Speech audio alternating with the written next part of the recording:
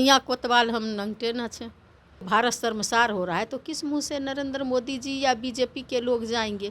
तो उनको सजा होनी चाहिए, तुरंत गिरफ्तारी होनी चाहिए। नरेंद्र मोदी जी को पार्टी और सब चीज़ को भूल करके सबसे पहले जो है ब्रजभूषण जी को गिरफ्तार करवाना चाहिए। तो जहां महिलाओं को कहा गया मनुस्मृति में कि कपड़ा नहीं पहन सकती है, कपड़ा पहनने का अधिकार नहीं है, धन रखने का अधिकार नहीं है, जेवर पहनने का अधिकार नहीं है, वो सिर्फ जो है अपने पति का सेवा करेगी और बच्चा पैदा करेगी। देश भले आज़ाद हो, लेकिन अभी भी इस देश में दो तरह का कानून है। जो हम कत्ल करते हैं लेकिन कुछ नहीं होता, कोई आ भी भरता है तो हो जाता है बदनाम। तो उनको है कि जुर्म करने के लिए ही जो है हमारा कानून है। हम जुर्म करेंगे लेकिन चूँकि हमारी सरकार है तो हम बरी हो जाएंगे। हमारी सरकार आंख बंद कर लेगी।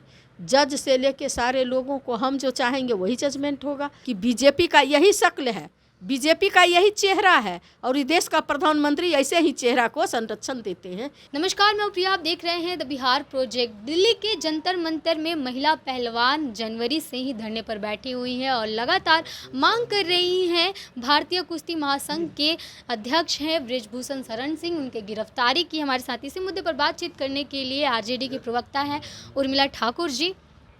सबसे पहले तो मैम आपका स्वागत है हमारे चैनल में। एक तरह से पॉक्सो एक्ट लगा है ब्रजभूषण शरण सिंह पे। पॉक्सो एक्ट में तुरंत गिरफ्तारी की मांग होती है, लेकिन 10 दिन से ज़्यादा हो गया है, FIR दर्ज हुए उन पे, लेकिन अभी तक गिरफ्तारी नहीं हुई उनकी। इस पर क्या कहना चाहिए? गांव घर में सुनते होंगे सैया कोतवाल हम नंगटे न छे। तो उसका जो है बीजेपी का ही राजपाट है और जिसका CBI, ED और इनकम टैक्स सब जेबी में हो। यहाँ तक कि कोर्ट को भी कोशिश कभी कभी कर लेते हैं कि जिसने अयोध्या कांड का, अयोध्या में जो मंदिर का जो फैसला दिया बाबरी मस्जिद और अयोध्या का, वो राज्यसभा चले जाते हैं। तो वैसे लोगों से क्या कहा जा सकता है, वैसे लोगों के बारे में कि कब क्या बोलेंगे और कब क्या करेंगे। पॉक्सो एक्ट में तुरंत गिरफ्तारी चाहे तो पुलिस कर सकती है, लेकिन इतने दिन बाद भी नहीं करते हैं। अगर पॉक्सो एक्ट में गिरफ्तारी होती है, सज़ा होती है, तो कम से कम 7 साल और उम्र कैद की सज़ा होती है। इतनी लड़कियां कह रही हैं कि उनके साथ यौन उत्पीड़न का मामला है, उन पर सेक्सुअल हैरेसमेंट का केस उन्होंने दर्ज किया है। बावजूद इसके तमाम विपक्षी दल जा रहे हैं, लेकिन बीजेपी के नेता क्यों नहीं जा रहे उनसे मिलने? बीजेपी का नेता क्यों जाएंगे? बीजेपी का नेता तो बेटी बचाओ और बेटी पढ़ाओ को देश का प्रधानमंत्री स्लोगन दिए थे, लेकिन बेटी बचेगी तभी ना पढ़ेगी।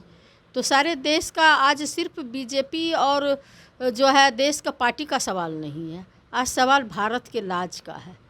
भारत के जो है पूरे देश और दुनिया में जिसने परचम लहराने का काम की, गोल्ड मेडलिस्ट बनी थी, जिसके साथ PM मोदी भी बगल में बैठ के खा के गौरवान्वित महसूस किए थे।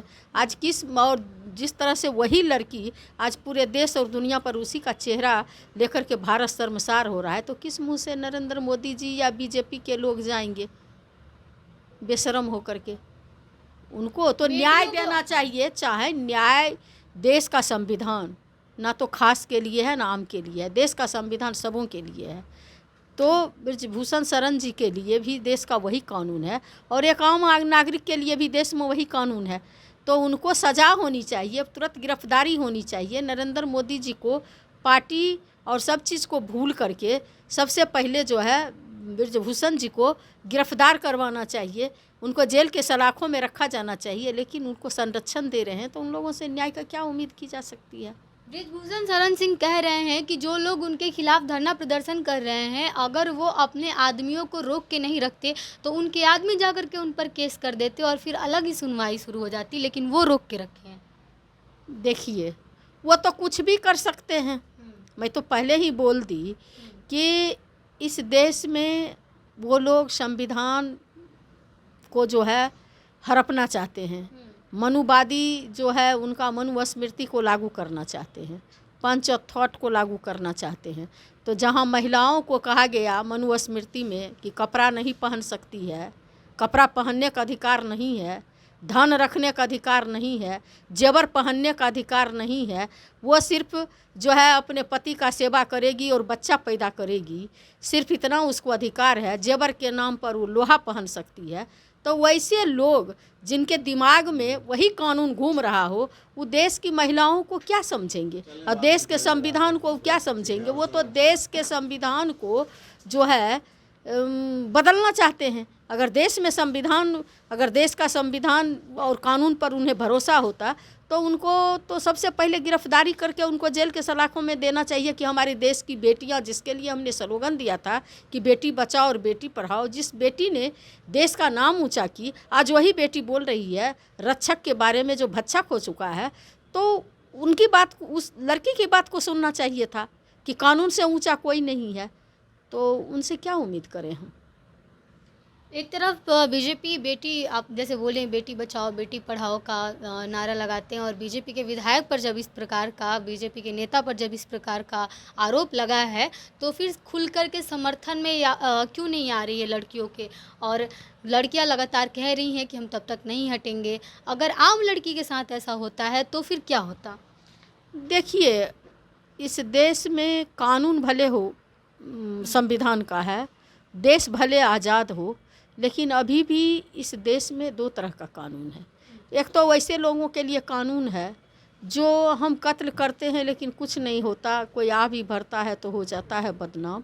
तो इस देश के अंदर जो वैसे कानून के संरक्षक लोग हैं, तो उनको है कि जुर्म करने के लिए ही जो है हमारा कानून है।